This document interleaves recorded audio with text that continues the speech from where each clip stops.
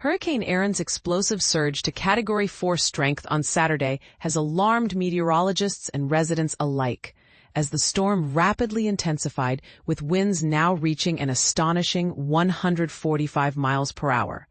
This dramatic escalation underscores how quickly tropical systems can change, posing serious challenges for forecasting and preparation.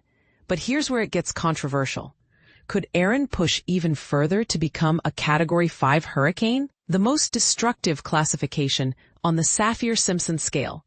While it's possible, with Category 5 winds starting at 157 miles per hour, the National Hurricane Center currently predicts that Erin's peak winds will level off around 150 miles per hour, just shy of the deadliest threshold.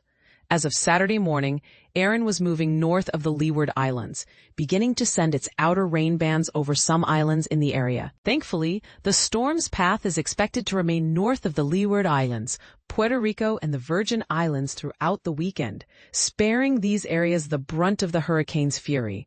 Moreover, the U.S. East Coast might be off the hook for now, as long-range forecasts indicate that Erin will veer northward this weekend, before curving to the northeast, tracking away from the continental United States. That said, Bermuda cannot let its guard down, as it lies just within the cone of uncertainty, meaning the storm's center could still threaten the island. Tropical storm watches have been issued for some of the northern Leeward Islands, with the worst weather expected to stay to the north of these islands, Puerto Rico and the Virgin Islands. As of 7 a.m. CDT on Saturday, Erin was approximately 120 miles northeast of Anguilla, traveling west-northwest at about 20 miles per hour. Tropical storm warnings remain in place for St. Martin, St. Barthélemy, and St. Martin, emphasizing the need for caution as the hurricane's influence grows. The official forecast track suggests Erin will skirt just north of the northern Leeward Islands, the Virgin Islands, and Puerto Rico over the coming days. Residents in these areas should prepare for 2 to 4 inches of rain through Sunday, with isolated pockets potentially receiving as much as 6 inches, which could trigger dangerous flooding and flash floods. Another important but often overlooked danger relates to the looming threat of rip currents.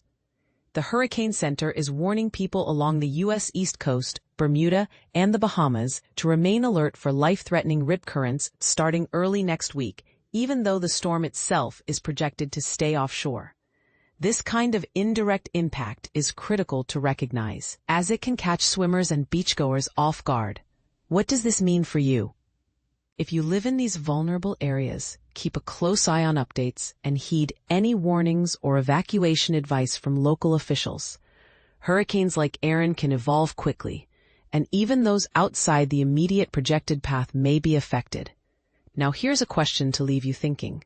With forecasts constantly evolving, how should we balance preparing for worst-case scenarios without causing unnecessary panic? Some argue that the cone of uncertainty tends to alarm areas that might never be hit, while others insist erring on the side of caution saves lives. What's your take? Share your thoughts and experiences in the comments. Do you think Erin will intensify to a Category 5? Or will it weaken before making a direct impact? Your opinions matter as we all navigate the unpredictable power of nature together.